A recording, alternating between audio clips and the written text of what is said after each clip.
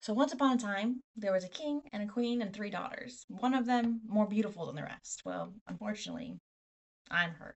I was more beautiful than the rest.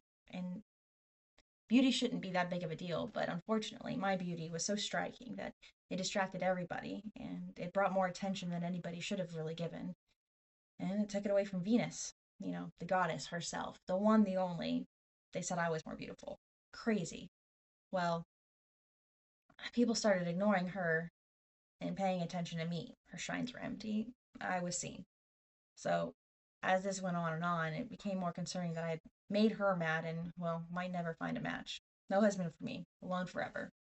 My dad praying to the gods and asking for advice after his many attempts finally got something from back from Apollo. Well, that's cool. The only Apollo gave us some information, which I thought would be good. Not great. He said that nobody would marry me, nobody would touch me. They didn't want the wrath of Venus, but I could marry this horrible monster. So that's cool. There's something to do with me to appease Venus, but it's a horrible monster. So I get dressed up like it's my best wedding day, the marriage to death. That's cool. And taken to the highest mountain. Awesome. Long walk for me. So I sit there crying because I'm by myself. Now, what to do? This is how I die. And I eventually fall asleep. But when I wake up, I'm not at the top of the mountain. I'm in this gorgeous meadow, most luscious grass.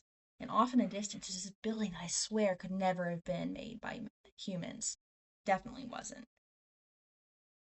The mosaics on the ground were just the most exquisite. And as I'm looking around at everything, because my curiosity did get the better of me, what else I was to do in a new place, I hear this beautiful voice start talking to me.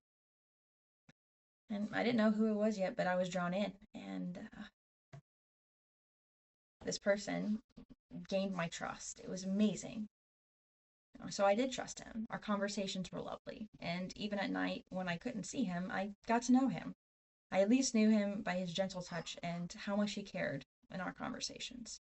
Well, over time, being in a place like that by myself, I grew lonely and very depressed. I started begging him for anybody, especially my sisters, to come visit because I missed them so dearly. And he said, fine, as long as you remember that you have our trust and you don't need to see me. Don't doubt. And I said, sure, why would I break any of that? I have a great place to live, anything I could ever ask for, and a great person. Well, unfortunately, my sisters planted seeds after many visits that, with time on its own, made me wonder, am I actually married to this horrible monster? I don't even know who he is. So I got up the courage one night to sneak in after he'd fallen asleep and just take a little look. What harm could it have done? I wasn't going to change my mind on who he was or what I thought of him. Unfortunately, I tripped and my light burned him. What a horrible thing. Because then it led me to finding out that his mom was no other than Venus, the one and the only. And I still am thankfully, but was married to Cupid. Could you believe it? Crazy. Well, he runs off to his mom because he's burned, and I hurt him. More than just hurt him, broke his trust. And as I go wandering around, she gives me these tasks. Of course, I'm going to complete them. I want to do anything I can to get him back. So she has me sort the millet from the lentils and the poppy seed. Impossible task, will take forever, but I'm willing to do it. So I sit down and do it. And as I do, one ant comes and many ant come, and after great conversation, they help me sort it all. Great, task's done, perfect. Let her Venus know. She's not happy. Task two: get this incredibly crazy gold fleece from a flaming sheep and bring it back. Great. Flaming sheep sounds super cool, but this reed thankfully helped me, gave me the trick on how to not harm the sheep, get what I needed, and let it go about its day.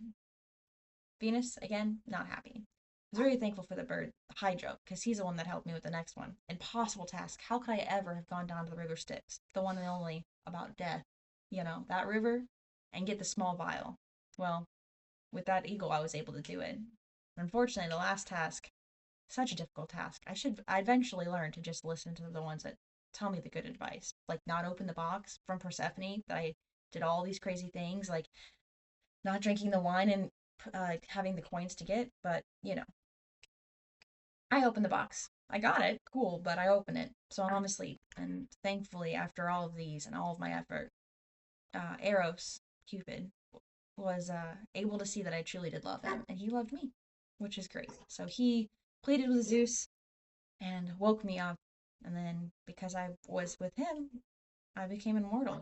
I went through the to Zeus, and Zeus made me that way, and now Venus and I get along well enough, and it's fine. But more importantly, I get to stay with Eros, my true love. So maybe just listen and trust. It's all worth it.